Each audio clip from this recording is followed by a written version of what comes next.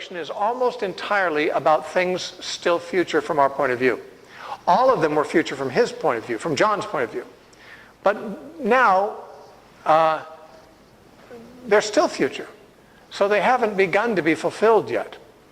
On this view, the first 3 chapters, which are the 7 letters to the 7 churches, pretty much have to do with things that were present in John's day, but that from chapter 4 on, it's all future, and still future. Now, they see the book dividing into 3 main segments, and these segments are defined in Revelation 1:19, where Jesus says in Revelation 1:19 to John, "Write the things that you've seen, the things which are, and the things which will come to pass after these things." Now, those are the 3 parts. Write what you've seen. Well, what had John seen? He saw this vision on the island of Patmos. He wrote it. It's chapter 1 is his writing what he has seen.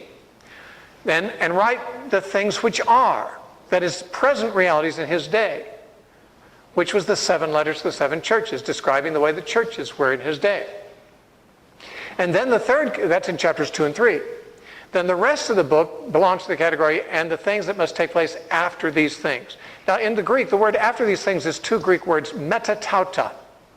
Meta means after, and tauta means these things. Metatauta means these, after these things. And so in Revelation 1:19, he says, write what you've seen and what is now, and the things that will happen metatauta after these things. Well, chapter 4, verse 1 begins with the word metatauta, after these things. I heard a voice like a trumpet saying, come up here and I will show you the things that must take place metatauta, after these things. And I was caught up into heaven, and I saw a throne and him that was on it, and all this stuff in chapter 4. And so it is believed that the metatauta part of the book begins in chapter 4 and goes to the end. And this is the part that has not yet been fulfilled. This is still future even for us, as it was for them. There are some who believe, among futurists, there are some who believe in a pre-tribulation rapture. Some among futurists don't. Some believe in a mid-tribulation rapture. Some believe in a post-tribulation rapture. There's some who believe in what they call a pre-wrath rapture, which is like 3/4 of the way through the tribulation.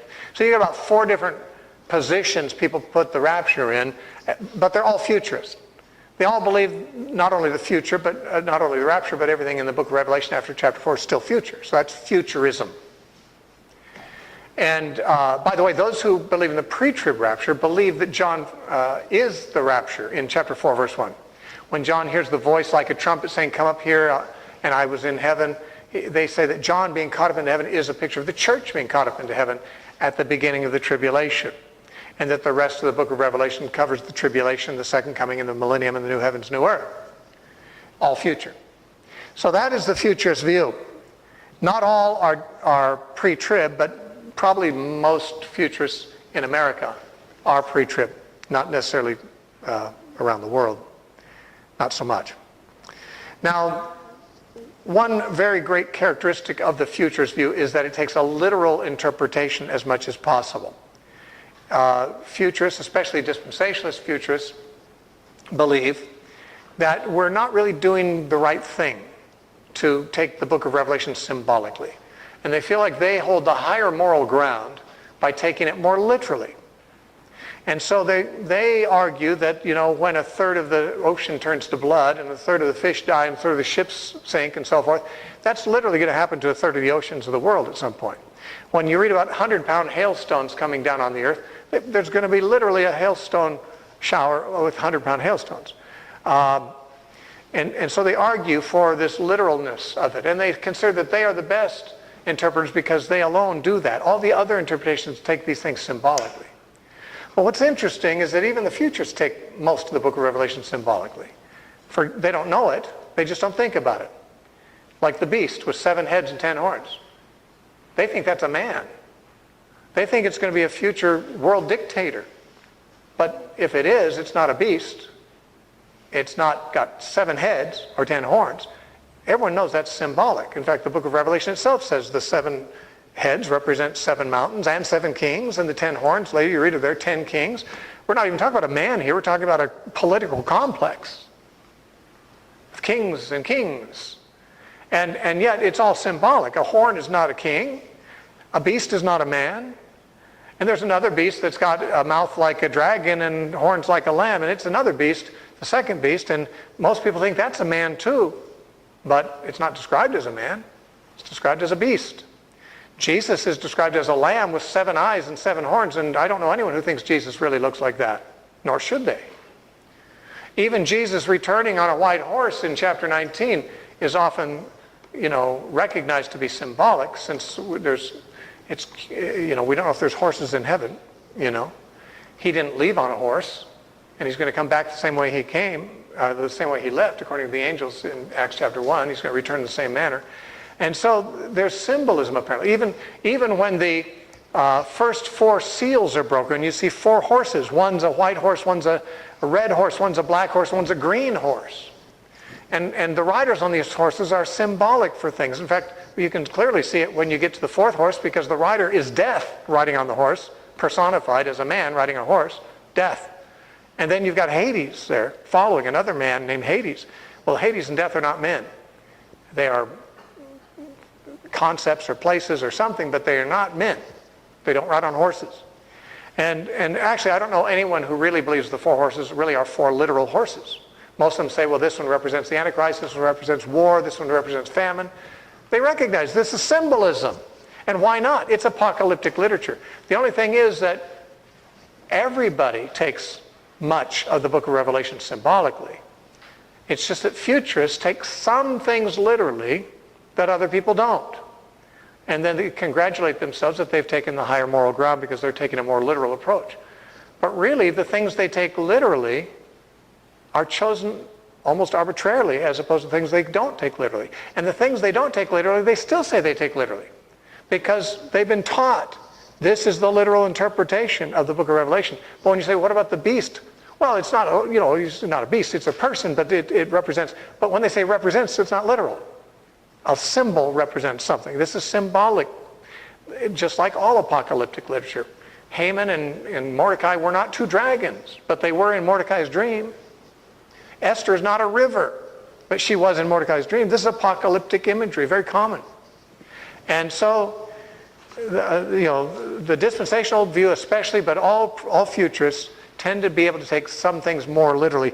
And that's really, I think, one of the advantages of the view at one level, because we tend to take things literally, and you're going to basically be able to convince more people of futurism if they tend to take things literally, and Westerners do.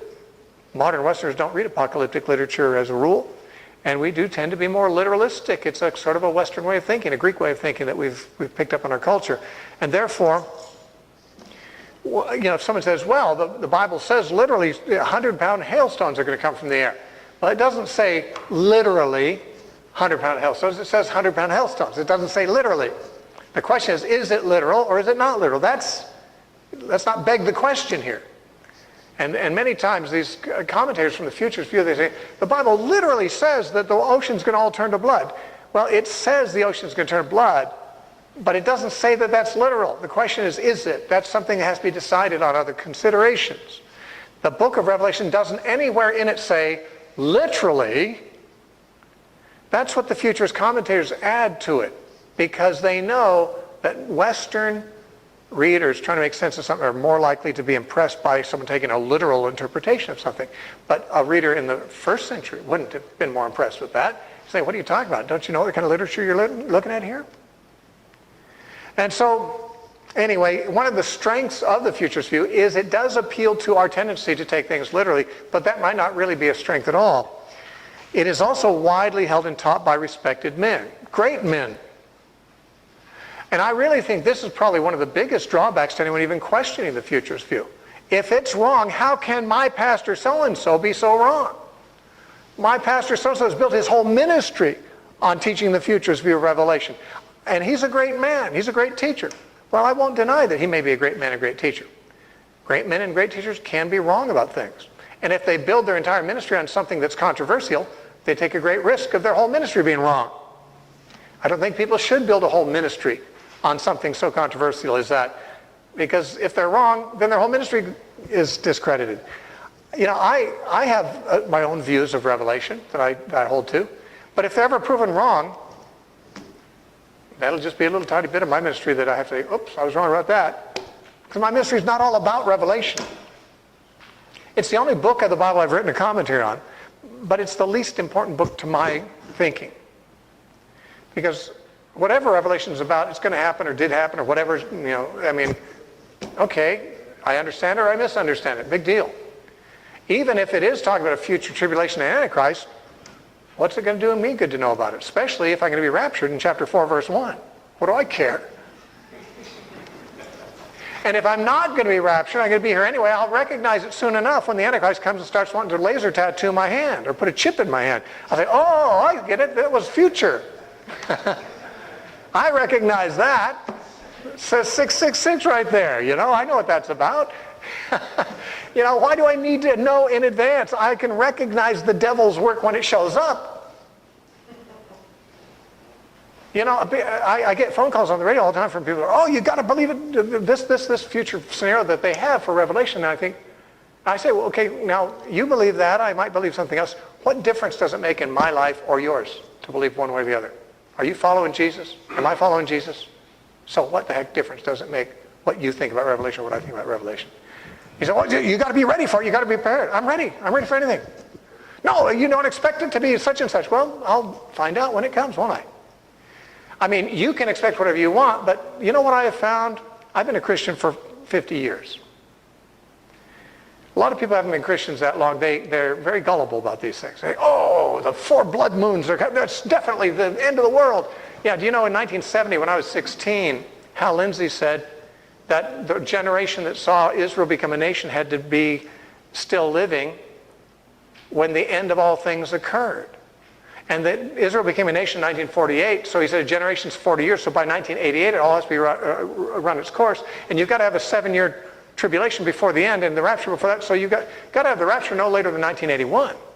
And Hal Lindsey in a television interview said, the rapture's got to happen in 1981. He says, I'm making that prediction right now.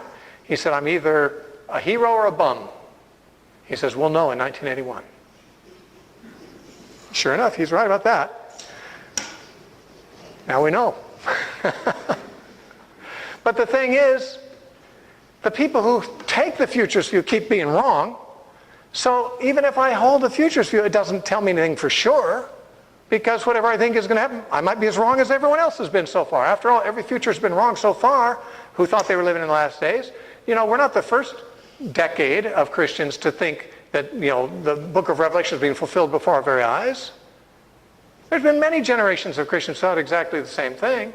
And I'm not trying to say it can't happen in our time. I'm saying, I believe Jesus could come today. That's my conviction. I believe Jesus could come today. I'm ready. Are you? And whether I know about the future or not is not going to make a hill of beans difference in the way I live my life, or whether I'm ready to meet Jesus, or whether I'm ready to suffer persecution. When I was a totally convinced futurist about Revelation, I was still ready to die a martyr. In fact, I wanted to go to Russia back when it was the USSR, and I wanted to preach in the underground church and hopefully get caught. When I was a teenager, I wanted to go and be a martyr. I thought, boy, there's nothing greater than that, to die for Jesus. I believed in a pre-trib rapture, but I was still ready to die a martyr if necessary. Why not? You got to die some way. What better way, So, in other words, knowing the future doesn't make any difference in the way a Christian should live their life. If I knew Jesus was coming tomorrow, I'd live my life today the same way I lived it today. If I think he's not going to come back for 1,000 years, I'll still live my life the same way as if I think he's coming next week. What should I do different? In other words, while I'm not saying the futurist view must be wrong, I'm saying that the belief that we must know what the future holds is a wrong attitude, I think. The futurist view of Revelation could be right, but the idea that it has to be right and I need to know is something I just have no sympathy with. I just think, why is that so awful? Why is a whole ministry built on predictions about the future, which are not any more likely to be correct than the predictions that were made 20 years, 40 years, 100 years ago by the same people reading the same book, making the same predictions about their own day? Maybe someone's going to get it right someday, but how do I know it's us? How about if I just live my life for Jesus and don't worry too much about speculative things about the future? Now, if you're all into the future, that's fine. I mean, that's your business. I'm telling you, my attitude's a little different about it, and it doesn't carry a lot of weight with me when someone says, oh, you've got to be ready for the Antichrist thing. I thought you said I'm going to be raptured before then anyway, so why do I even have to know who the Antichrist is? I don't even have to care, right? But it is widely held by respected teachers. What many people don't know is it's only been widely held for a very short time. And those teachers were trained in it by teachers who were trained in it, by teachers who were trained in it, by teachers from denominations that officially hold this doctrine called dispensationalism in most cases. And that view arose in 1830. Now, futurism didn't. Dispensationalism is a certain brand of futurism that most futurists hold to today, but not all. Dispensationalism arose in 1830, but futurism rose earlier than that. Because the historicist view, remember I said the historicist view is the Protestant view for so long. Why was it called the Protestant view? The historicist view teaches and taught that the papacy is the beast. We'll talk about that in a moment. But because the reformers were all historicists, and they all taught that the papacy, the popes, are the beast, this kind of made the Pope look bad in their preaching. And so there was a Jesuit named Francisco Ribera in the late 1500s. Francisco Ribera, a Spanish Jesuit priest. And he was concerned about the Protestant teaching that the Pope was the Antichrist. And so he wrote a commentary on Revelation and said, no, the Pope's not the Antichrist. The Antichrist is a man who's going to arise in the end times in the last 3.5 years. In a future tribulation. He's going to be an individual, not an institution. He's going to be a world dictator. He's going to be a persecutor of the people of God. And he's going to be an individual Antichrist, and Jesus is going to destroy him when he comes. That's what Francisco Ribera wrote, to redefine the Antichrist from being the Pope to being something that hadn't yet arrived. This was the beginning of the futurist view, and everyone who studies it knows this. Many futurists know this. Francisco Ribera is the founder of the futurist view in the late 1500s. No Protestant would touch that view with a 10-foot pole for about 200 or 300 years because they saw it as a Catholic view which was invented simply to rehabilitate the image of the Pope. And Protestants weren't interested in playing that game, and so Protestants refused to get into the futurist view. What happened is in the year 1827, a man technically Protestant, his name was Samuel Maitland. He was the librarian to the Archbishop of Canterbury. Archbishop of Canterbury is to the Church of England what the Pope is to the Church of Rome. And the Church of England is technically Protestant, although they're Catholic in all ways except the Pope. They've got their Archbishop of Canterbury instead of the Pope, but their doctrines are essentially Roman Catholic in most other respects.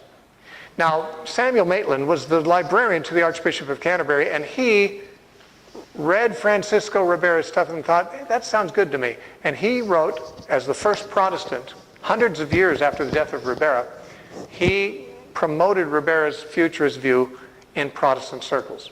Only a few years later, in 1830, 3 years later, John Nelson Darby in England, in the Plymouth Brethren movement, incorporated the futurist view as part of his dispensational system. And the futurist view was carried along with dispensationalism throughout England and America initially, where it took hold very greatly, and then to a lesser degree in other parts of the world where American missionaries went. And so today, futurism is pretty much the big popular view among Protestants as well. But its origins are well known. I mean, anyone who studies church history knows the name of Francisco Ribera, knows about Samuel Maitland, knows about John Nelson Darby. Once in a while I'll meet a dispensationalist who says, no, that's not true. And I say, well, you can say it if you want to. All the historians disagree with you, and you'll disagree with yourself if you read the history. It's not controversial. There's no other theories about where it came from. It's universally known from the church historians. Do your own research and you'll find it to be true. And you can, with the computer, internet, you can do all this, find this out really easy. All right, so this is, the disadvantages of the futurist view, first of all, is it makes the book 90% irrelevant to Christians. If Christians are going to be raptured, chapter 4, verse 1, then the rest of the book, we might as well not even read it. What's it matter? It's irrelevant to us. Also, it makes it irrelevant to the original readers. A strange thing. To write an epistle to suffering Christians in the first century and tell them about things that will happen 2,000 years later than their time. Well, that's real comforting. Thanks. Also, the view does not adequately recognize the symbolic character of the apocalyptic literature. Now, there's some statements in the book that futurism really has a hard time with. They might say they don't, but they do. Look at Revelation chapter 1, verse 1. Revelation 1:1 says, the revelation of Jesus Christ, which God gave him to show his servants things which must shortly take place. Shortly, these things are going to take place, he said to people living 2,000 years ago. The future says, well, they haven't happened yet. So these things were really 2,000 years off. Look at verse 3, chapter 1, verse 3. Blessed is he who reads and those who hear the words of the prophecy and keep those things that are written in it. The time is near. These things are shortly going to take place. The time is near. He's writing to people who are now dead for 2,000 years, but who are alive receiving this message and this word of encouragement. Was he talking about something 2,000 years off and saying it was about to happen? It's near?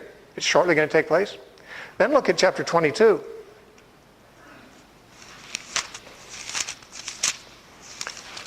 Chapter 22, very interesting, verse 10. It says, and the angel said to me, John says, do not seal the words of the prophecy of this book, for the time is at hand. Well, we've heard already the time is at hand, but he said, don't seal the words of the prophecy of this book.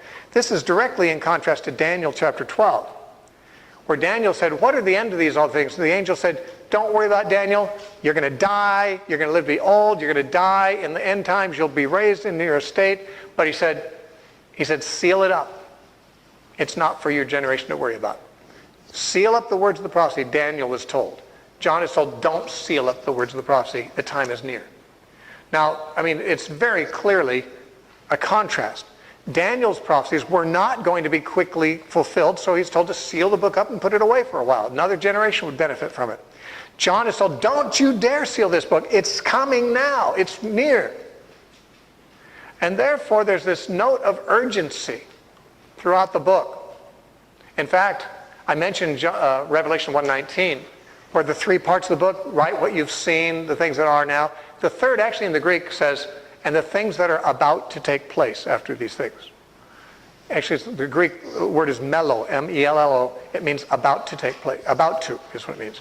It says, write the things that are about to take place. So, certainly, John has the impression and gives the impression, and it's the angel speaking to him that gives him that impression, that these are things that must shortly take place. The time is at hand. Don't seal the book up. It's near. It's about to happen. Now, people who hold to the futurist view really have to do something with verses like that, because they're saying it wasn't about to happen. It was 2,000 years off. Now, of course, the easiest answer that you usually hear about this is, well, you know, a day to the Lord is like 1,000 years. And 1,000 years like a day. So really, even though it was 2,000 years off, it was really only a couple days off as far as God wasn't lying when he said the time is near. It's only 2 days, like a day is 1,000 years.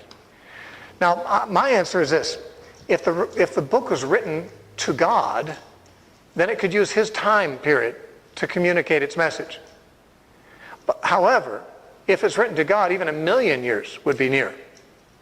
And if we're saying it's near as God reckons time it's near, you might as well say nothing at all about the time, because as God reckons time, 5,000,000 years might be near. It tells us nothing about when it's going to be filled. Why all these references to when it's going to happen when it's really some, indistinct, almost infinitely large distance of time could be? It's more confusing to say anything about it at all. Why not just say these things are going to someday happen? Why keep saying it's about to happen, it's shortly going to take place? Don't seal the book. Its time is near. This is not written to God, it's written to people. And people do not think of 2,000 years as a short time. And if a suffering church is given information, don't worry, these things are going to happen soon. And they're comforting things.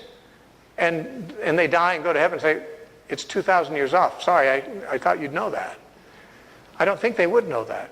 Now, some futurists say, well, shortly doesn't mean shortly, like soon. Shortly means quickly.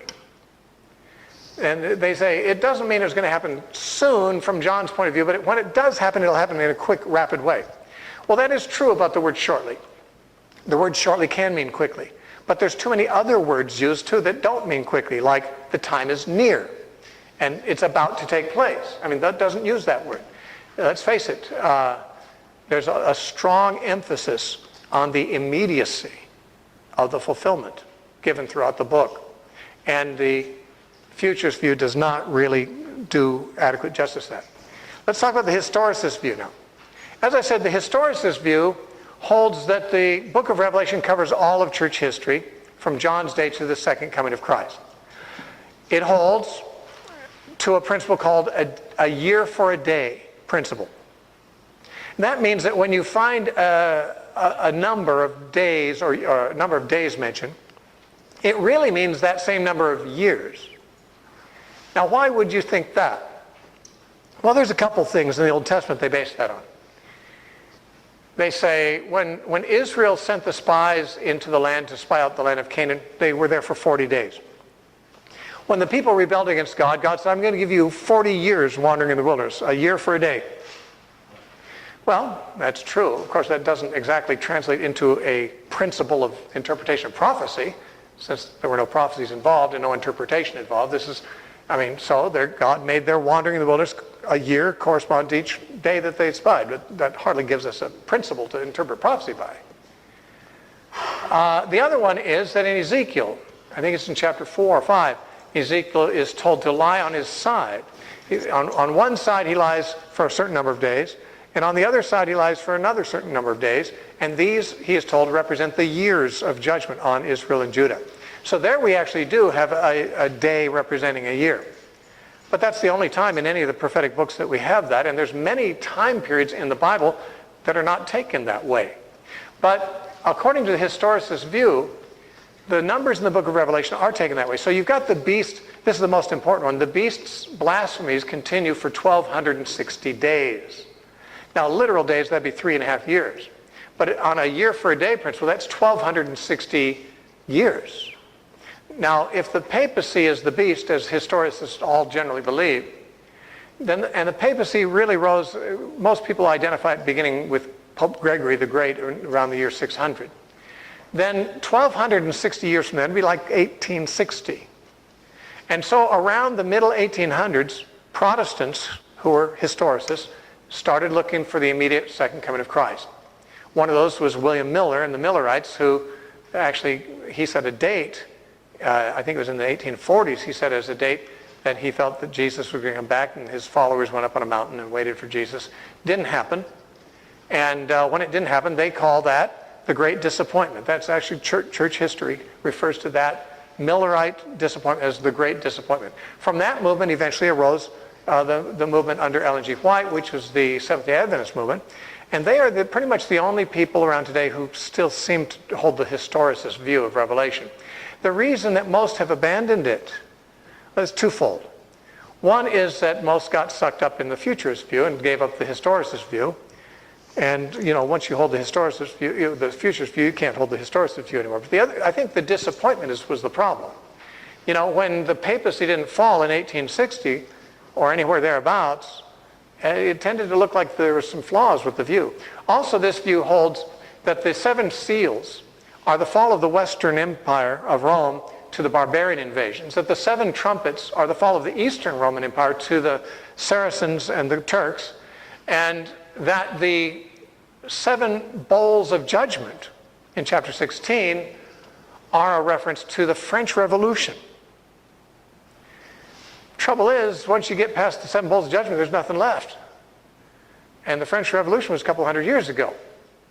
So it's like we ran out of revelation, but we didn't run out of history yet.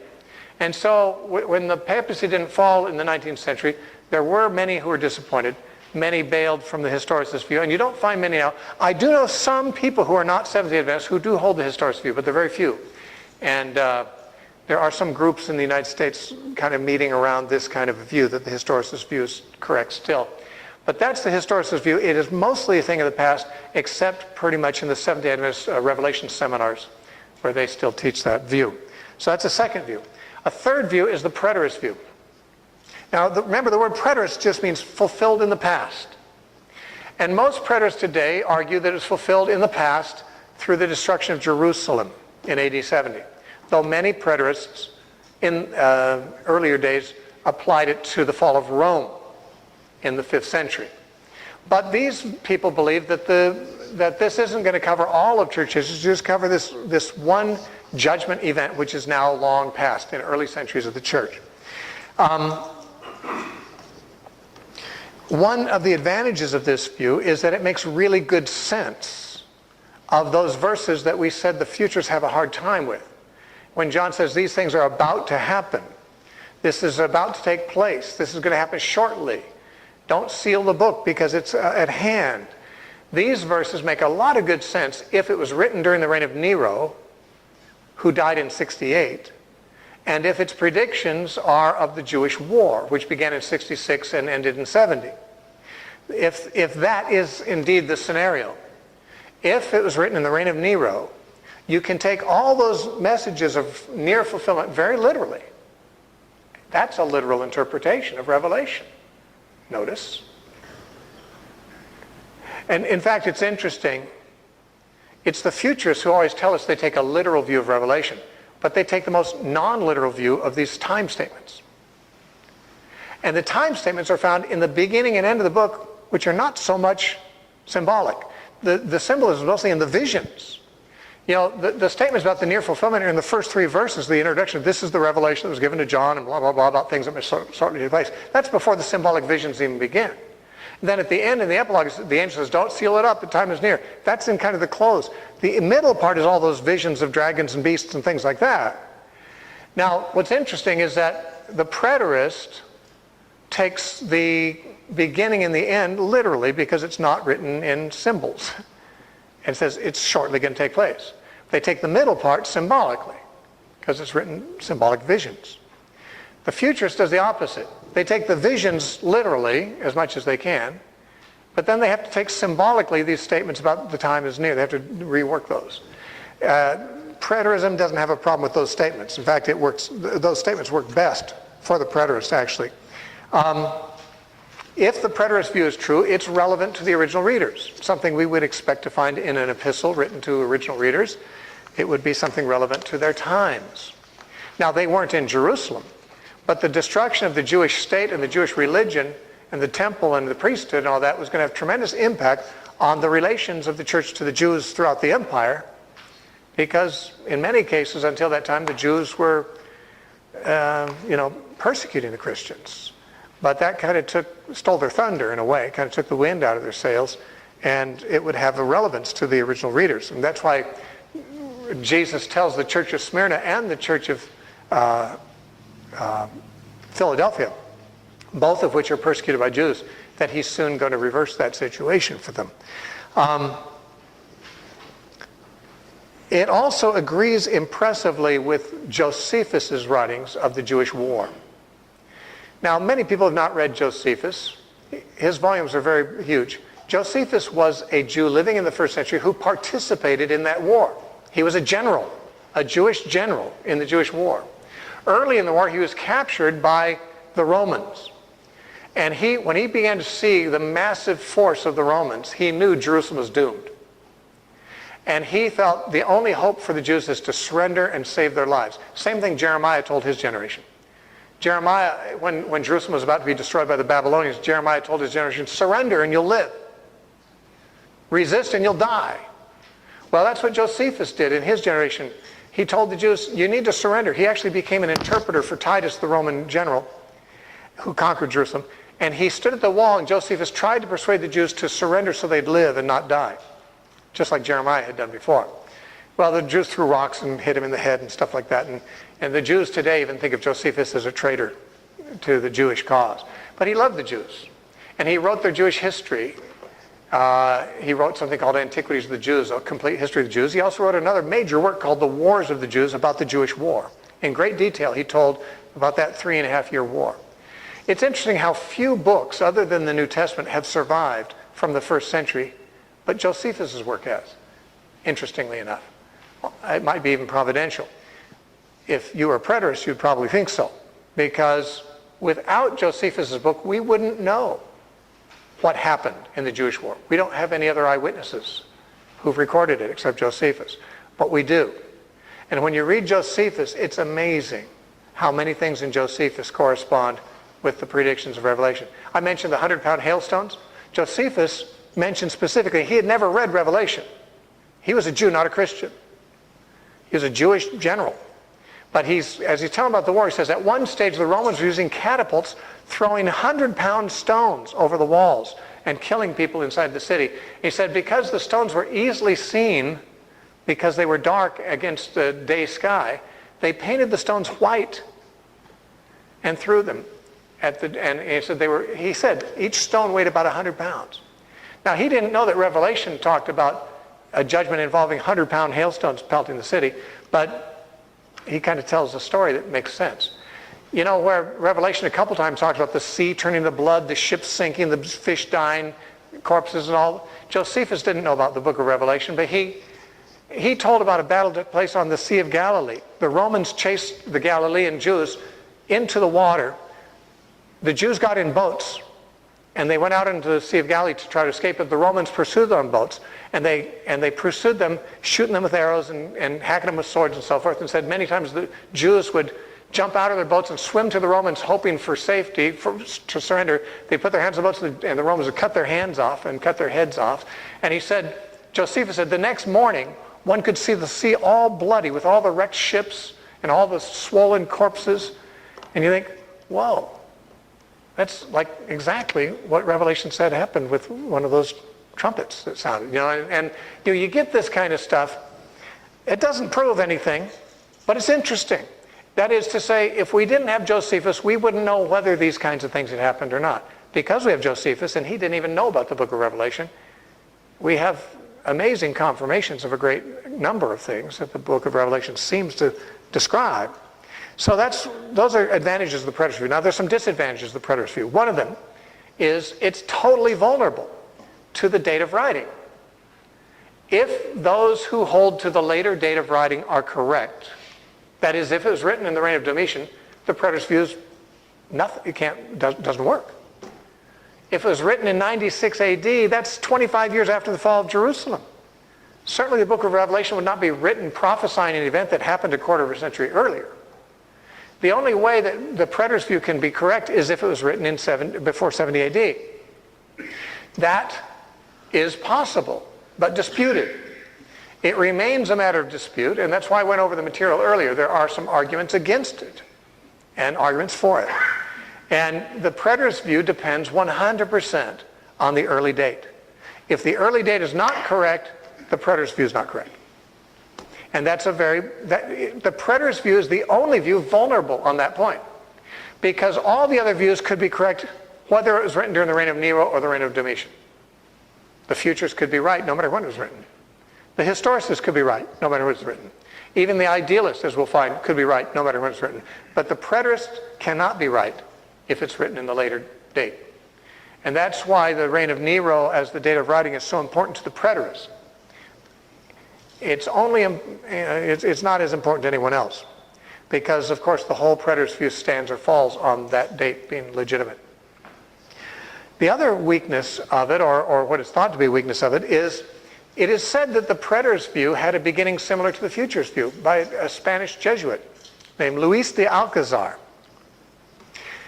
It is true, late in the 16th century, just like Francisco Ribera wrote the first futurist view, another Jesuit named Luis de Alcazar wrote a preterist commentary on Revelation. His teaching was that the first half of the book was fulfilled in the fall of Jerusalem, and the second half of the book was fulfilled in the fall of Rome. Now, he was doing it for the same reason that Francisco Ribera was doing it. They both wanted to rehabilitate the Pope, because the historicist view of the Protestants was the dominant view among Protestants, and it was very convincing. And therefore, to help the Pope out and try to make it seem like the Pope isn't the Antichrist and that the book of Revelation isn't about the Pope, Just like Francisco Rivera turned the Antichrist into a future figure, Luis de Alcazar made the book of Revelation about things earlier, preterist. Now some people say, well, the preterist view then, it's got as shaky a foundation as the futurist view. Both views were started by Jesuits trying to defend the Pope. But there's one difference here, and that is that Luis de Alcazar was not the founder of the preterist view. There were preterists long before him. 1,000 years before him, there were preterists. For example, in the 6th century, 1,000 years before Alcazar, there was a commentator, Christian commentator on Revelation named Arethusa. There was another one named Andreas of Cappadocia. Both of them took a preterist view of Revelation. I've got some quotes here from Arethusa. When he's commenting on Revelation 6:12, he said, some refer this to the siege of Jerusalem by Vespasian. Some in his day thought that Revelation 6:12, which is the sixth seal being broken, was a reference to the fall of Jerusalem, or to the siege of Jerusalem in the days of Vespasian. That's in 70 AD. On Revelation 7:1, where the 144,000 are sealed, Arethusa writes, quote, here then were manifestly shown to the evangelist what things were to befall the Jews in their war against the Romans, in the way of avenging the sufferings inflicted upon Christ. That's a preterist view. That this was a judgment of God on the city that had crucified Christ. And Jesus had predicted that not one stone would be left standing on another when their enemies would come. Jesus predicted that in Luke 19. He wept over Jerusalem. He said, oh, Jerusalem, Jerusalem, if only you had known those things that are for your peace, but now they're hidden from your eyes. Now, he says, your enemies are going to come and cast a siege around you, and they'll level you to the ground, and your children within you, not one stone will be left on another. And that happened in 70 AD. He said the same thing when he left the temple in Matthew 24, verse 2. He said, do you see this temple? Not one stone's going to be left standing on another. It'll be all thrown down. That happened in 70 AD too.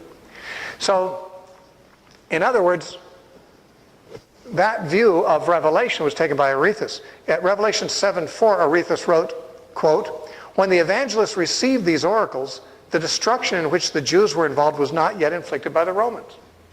In other words, Arethusa said this was written before AD 70. And he said it was about that. So even if it is true that Luis de Alcazar wrote a preterist commentary on Revelation, he was certainly not the first. 1,000 years before him, Arethusa did, and another guy, Andreas of Cappadocia, around the same time wrote one. And so, of course, we don't know, whether preterism is true or not it's got to be decided on a different basis than any of that. But the truth is that while the futurist view really did arise in the late 1500s from Francisco Rivera, the preterist view did not originate with Luis de Alcazar. It was around a long time before he was ever born. It may not have been the original view of the early church. For example, we read a quote from Irenaeus before our break.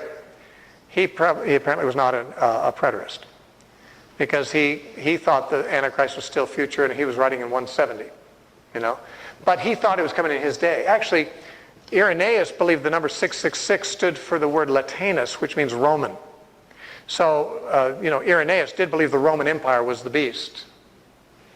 So he would have been like seen, he would have been seen it as fulfilled kind of in his time, but he lived a long time after the fall of Jerusalem, and he didn't recognize it in a preterist sense. So some of the church fathers did not, and some did. Irenaeus did not. Arethusa did, and Andreas did. Okay, now the last view to consider is the idealist view. And as I said, this view is different from the others in that the other views try to assign a time of fulfillment of the prophecies, either in the future or in the past, or spread out over the whole age of the church.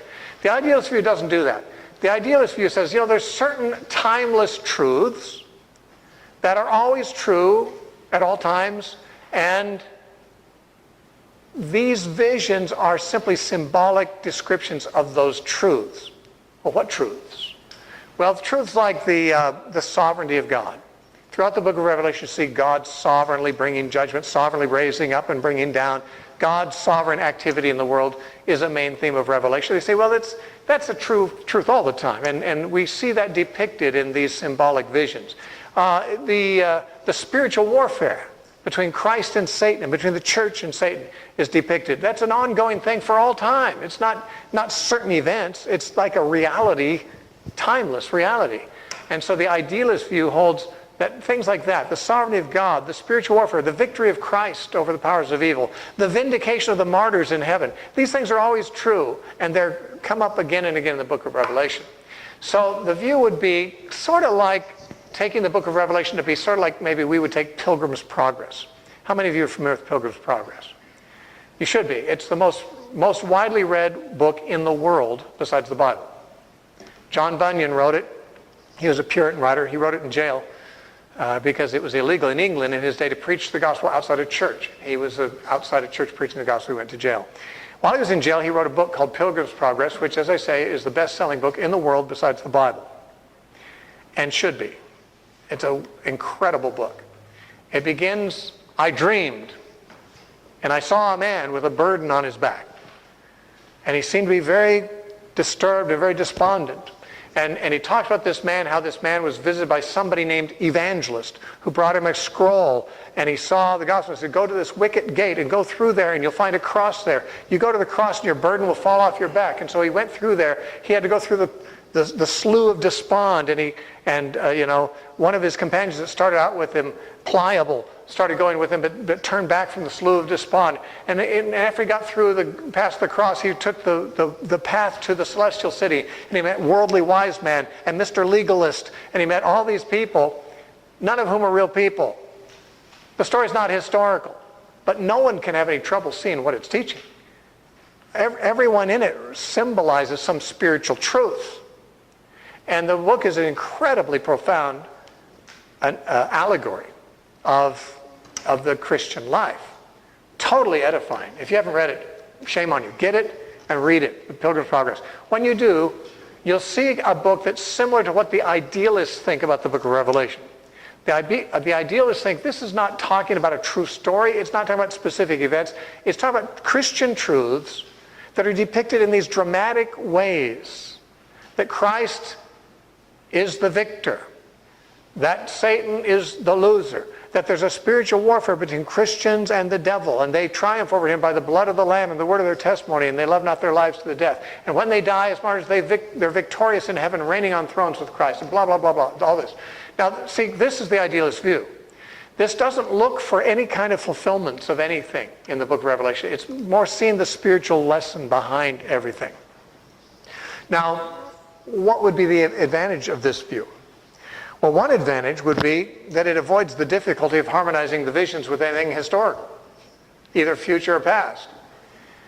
And therefore, it doesn't have to be very specific about connecting things with history, because it doesn't claim any such connections.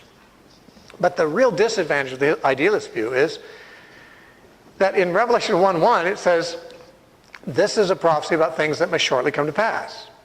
Actual events, apparently, things that must take place after this. In other words, the book of Revelation itself says it is a prophecy about events that are going to happen. It says they'll happen shortly, and the time is at hand.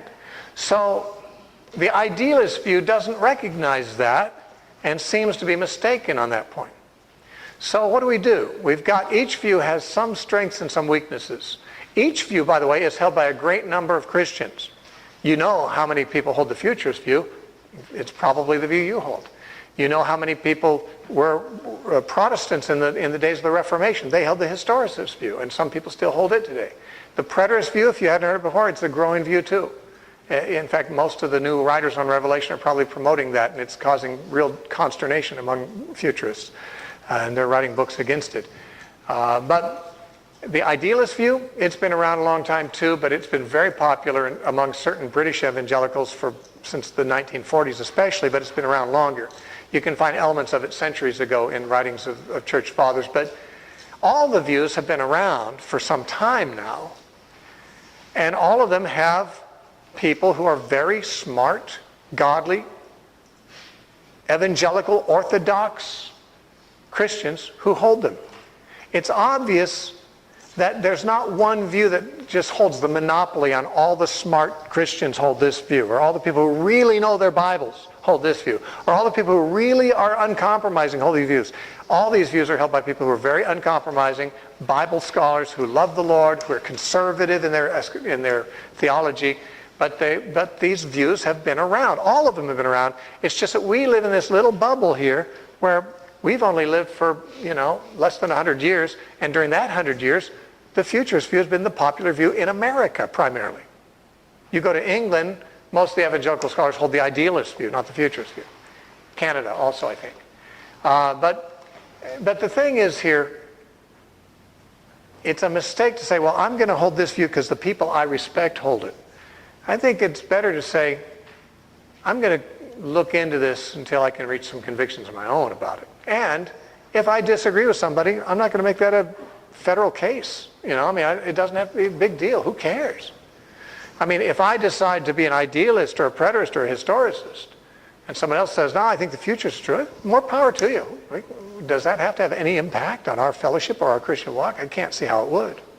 And by the way, I think many people are reaching the conclusion, I'm one of them, that the correct view is probably a combination of more than one. I will say this, the idealist view, though it's different than the others, is different in a way that it could be mixed with any of the others. You could be a futurist and still hold an idealist view.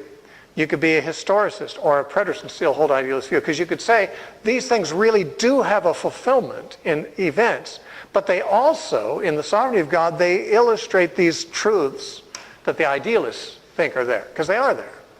So, you could kind of mix things up a bit. My own view, I don't say so in my book. You agree with my whole book and not know my view, but I'll let you in on my little secret, because it's not really that much of a secret. I say it on the air. My view is partially preterist and partially idealist. But, I know good people who are all idealists, some who are all partially preterists. I know some who are all futurists, and some who are historicists too. I have some historicist friends because I have some Seventh-day Adventist friends. But it doesn't really make an awful lot of difference which view is correct if you're following Jesus. If you're not following Jesus, it still won't do you any good to have the correct view. So, having the correct view or the incorrect view won't make a difference if you're following Jesus, and it won't make a difference to you if you're not. If you're not following Jesus, having the right view of Revelation isn't going to help you. If you are following Jesus, having a mistaken view of Revelation probably isn't going to hurt you too much. The church got along for 300 years before it was in the canon of Scripture. The church still survived without any official view on the book of Revelation. But it's fascinating, and I believe, the Bible says in Proverbs, it's the glory of God to conceal a matter, but the honor of kings is to search out a matter. And so having said all that I've said about, it doesn't really matter what view you take, I still think I'd rather know what's true than not. And so I'm going to still search. It's just not going to be the main focus of my search. There's things more important than my understanding of Revelation. I believe that following Jesus, I think understanding the Sermon on the Mount has a lot more to do with the way we live than understanding the book of Revelation. And I think a lot of people who are really immersed in the book of Revelation and speculation stuff, they're really kind of ignoring the Sermon on the Mount in a big way. Some things are practical, and those things we're going to be held accountable for. Things that are theoretical or abstract, there's some benefit in knowing them, I'm sure. But I don't think we're going to be held that much responsible. The Bible says that when we're judged, it says this in Revelation, we're going to be judged according to our works, not by our opinions about Revelation. So when you get to the pearly gates, if you believe in such pearly gates, and Peter's there, if you believe Peter's going to meet you there, he's not going to say, okay, your name's, rank, serial number, and view of Revelation. If you check all the boxes right, you're going to get into heaven, otherwise not. Now, your view of Revelation has nothing to do with how you're going to get to heaven. And so, you might say, but now I'm confused. Let me give you a little bit of, we're going to close right now because it's 9:30. We're going to close by this. You don't have to be confused. There's an option, an alternative to being confused. You can just be undecided. I'm not confused about anything, but I'm undecided about a lot of things. Confused and undecided are two different things. Undecided means I'm not really sure which one's right, but I'm not sweating it. I'll keep looking into it till I know more. I'm going to keep researching it. When I know more, I'll know more. Being confused means I have to know and I can't figure it out. And it's like a disordered state of mind. It's you're ill at ease and you're freaking out. Confused, not necessary. You can refuse to be confused. just remain undecided until you know. And maybe you already do know. Maybe you're not undecided. But for those who feel confused, I'd say choose undecided instead of confused. It's a much nicer way to live. All right, let's pray. Father, I thank you for these good people who sat so long to listen so much. And I believe probably in most cases they did so because they really care to know what your word teaches and want to understand, as I do, what this book is about and what every book of the Bible is about. We want to know your word and understand it. We want to live by it. And I pray that as we go through the remainder of our lives, as we continue to study your word, that things will become clear that are not yet clear as we sit here. Some things may be really muddled in our minds at the moment, but they can become clear as we continue to wait on you, meditate day and night on your word, pray for your Spirit to give us enlightenment, and live contented with what you're willing to show us now, and patient to wait for what you want to show us in the future. And I pray that your Holy Spirit will superintend our thinking on all these things and lead us into all truth as Jesus promised. And we ask it in Jesus' name. Amen.